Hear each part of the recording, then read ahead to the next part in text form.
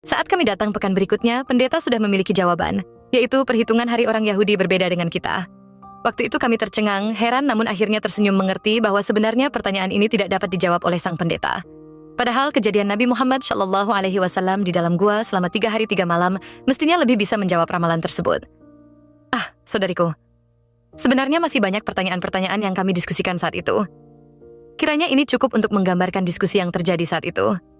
Pertanyaan-pertanyaan kami bukanlah pertanyaan yang berat yang berkaitan dengan akidah. Bukan tentang Trinitas ataupun ketuhanan Yesus. Namun itu pun banyak yang tidak terjawab. Dan dalam diskusi ini, A tidak pernah mendebat dengan dalil-dalil Islam, Al-Quran, dan hadits. Sehingga memang terkesan bahwa kami berdua sedang berguru kepada pendeta tersebut. Kami tidak pernah berdebat, menyalahkan atau mempermalukan beliau. Kami tetap hormat, dan pertanyaan-pertanyaan yang kami ajukan berkesan layaknya konfirmasi. Apakah ini benar? Mengapa seperti ini? Dan semacamnya. Kemudian menilai jawaban yang pendeta tersebut berikan. Dan jika kami tahu sebenarnya beliau tidak dapat menjawab pertanyaan kami, dan tampak jawabannya dipaksakan, tidak logis, seperti tentang ramalan 3 hari 3 malam, maka kami hanya tersenyum dan tidak memperpanjang pembahasan hal tersebut. Saat itu, pendeta tersebut menganjurkan agar kami membaca buku karangan seorang pastor yang berjudul Gelar-Gelar Yesus. Namun, aku malah mendapati, si pengarang justru mengatakan bahwa di Alkitab tidak ada yang secara langsung menyebutkan bahwa Yesus itu Tuhan, dan dia tidak pernah menyatakan diri sebagai Tuhan. Sehingga anjuran ini justru menjadi semakin menambah pertanyaanku dan memperbesar keraguanku akan iman Kristen. Setelah diskusi berlangsung beberapa kali, pendeta tersebut minta maaf karena tidak bisa melanjutkan diskusi lagi karena akan pergi ke luar negeri selama beberapa waktu.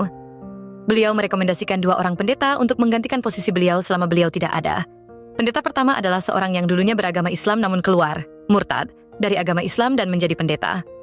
Saat kami mendatangi rumah pendeta ini, dari pembicaraan dengannya terkesan bahwa beliau menolak dan menghindar dengan alasan yang tidak jelas.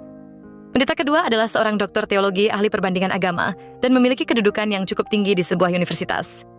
Karena kesibukan dan kedudukan beliau inilah, kami agak kesulitan menemui beliau. Ketika akhirnya kami berhasil menemuinya, ternyata beliau keberatan dan tidak bersedia berdiskusi bersama kami dengan alasan sibuk. Pendeta kedua ini menyarankan agar kami kembali berdiskusi dengan pendeta X. Karena proses diskusi ini, yang tadinya aku berharap begitu banyak para pendeta ini dapat memberi pelajaran pada A, ternyata sedikit terhambat. Akhirnya aku mendatangi pendeta X seorang diri. Aku menceritakan semua hal berkenaan dengan latar belakang diskusi ini, dan aku memohon kepada beliau untuk membantuku meneruskan proses diskusi dengan A. Sayangnya, ternyata beliau menolak permintaanku dengan alasan yang tidak jelas, bahkan bisa dikatakan tanpa alasan. Sebagaimana harapan besar lainnya, yang jika tertumpu pada seseorang namun ternyata tidak dipenuhi oleh orang tersebut, maka kekecewaan yang besar pun kurasakan waktu itu. Ketika aku pamit pulang, pendeta tersebut masih sempat berpesan kepadaku, apapun yang terjadi, jangan sampai kamu menikah dengan dia. A. Kalau dia tidak mau masuk agama Kristen, pertahankan imanmu, iman Kristen.